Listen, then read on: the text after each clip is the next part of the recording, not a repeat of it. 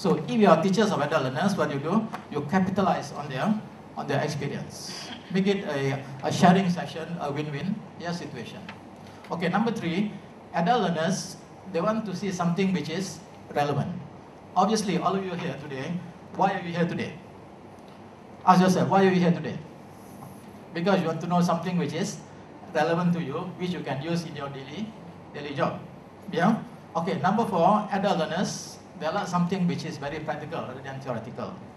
And finally, Malcolm Knowles, the guru of adult learners, says adult learners are supposed to be intrinsically motivated, as opposed to children who are extrinsically motivated.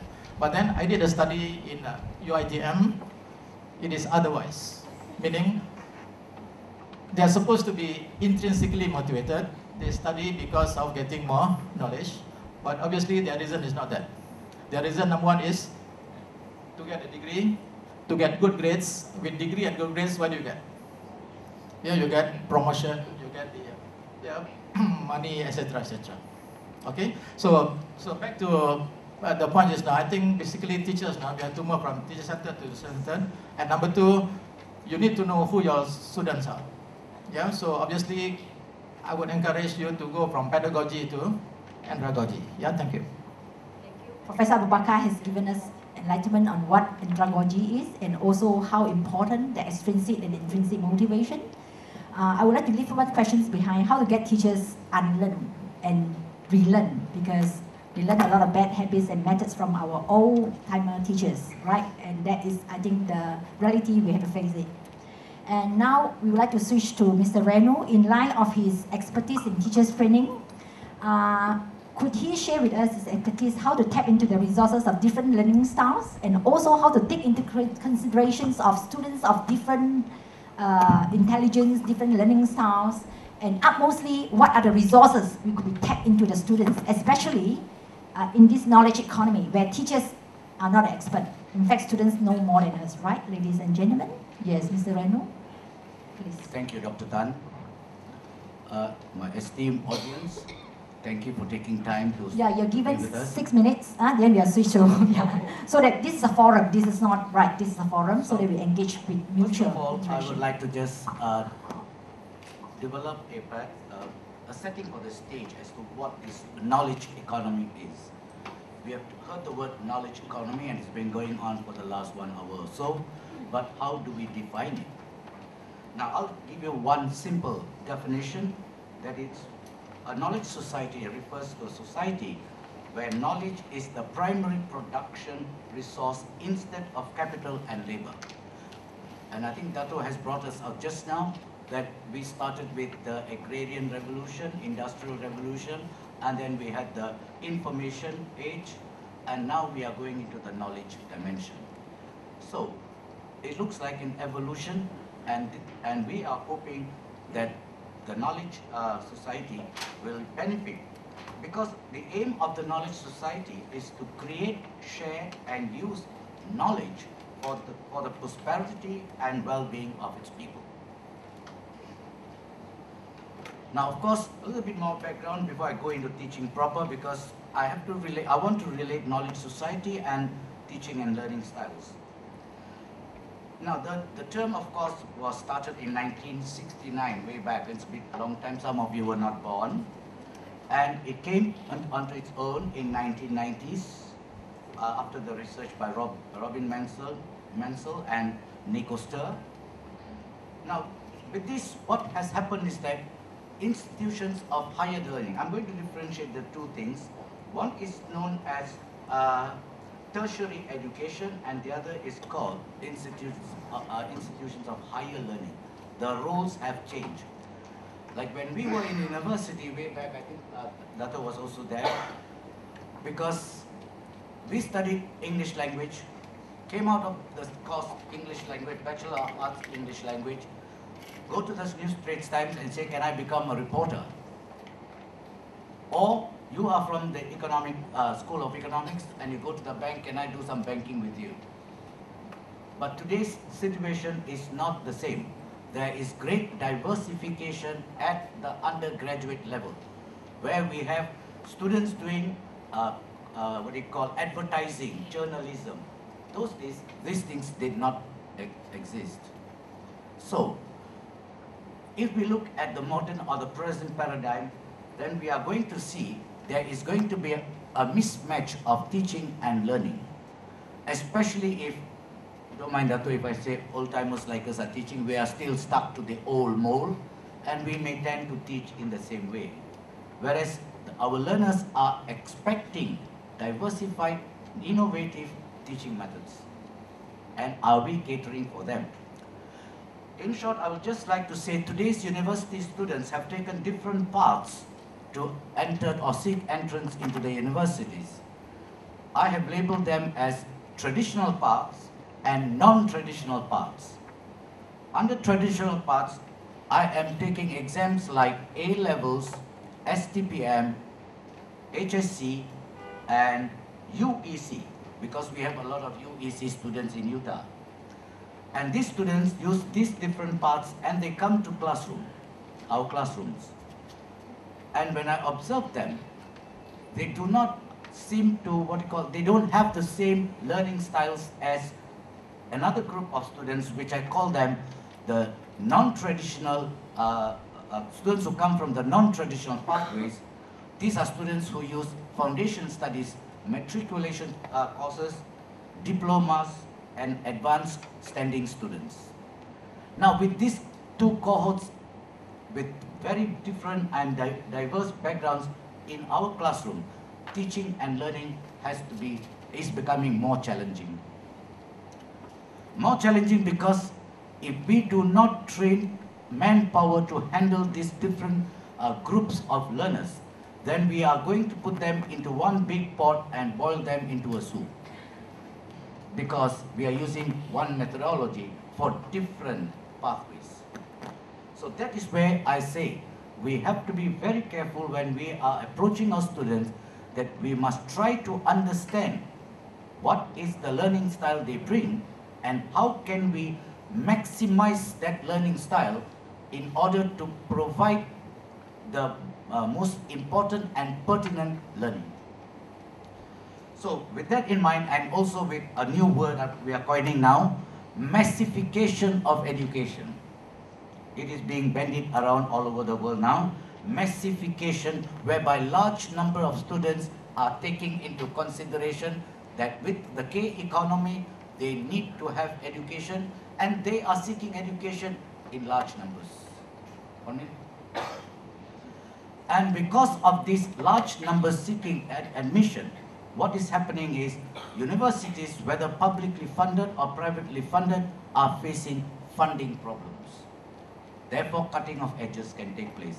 Don't pay the lecturers good salary, because I can get cheaper lecturers. Mr. Renu, we stop here. Thank you very much. Thank you. So Mr. Renu has distinguished between the two groups of students from UEC. There is basically very drilling method in a very conventional way, and matriculation is of inquiry based, and therefore he finds learning and teaching has to be different. And I think, ladies and gentlemen, many of us would like to know is how the different learning styles would be satisfied or fulfilled, right, through our teaching and learning. Maybe we can share in a later session. And for your information, actually learning styles of different types are VAK, visual, audio, and kinesthetic, as well as reflective, pragmatist, problem solving, and many other types. So this is governing the concern of many educationists, how to fulfill the needs of the students if they can't follow our style. We have to follow their styles. And now I'm coming to the questions of assessment. Ladies and gentlemen, we know, in order to drive changes, exams was seen as a very effective tool. And in this contemporary world, especially in the UK, US, they find assessment is a tool to raise standard in education. Similarly, what we have followed in papers is we are going to convert into school-based assessment. But my question is, in higher education institutions, in addition to KPI as a kind of assessments to us, lecturers, and the policymakers and the managerial people, right, to govern their standard, how could assessment be used as a system at managerial level to drive teachers to change in order to produce students who are knowledgeable, who are inquiry seekers, as well as how to turn students into lifelong learners. So any of the panel can enlighten us? Maybe Professor Abu Bakar kick off first. Okay, before I answer the question, I have in my note just now, which I want to share with you, because I read this in one of the textbooks, yeah? Okay, when you talk about students' learning style just now, so we have categorized human into 4 different levels according to age, yeah? It says here, those born between 19,000 1945, anybody, yeah? 1900 to 1945, you are considered as matures, yeah? Okay, matures, their main characteristics are, they are the greatest generation, strong sense of self-control, and self-sacrifice, yeah? Okay, the second category of students are the boomers, 1946 to 1964. I think I'm in this category, 1946 and 1964.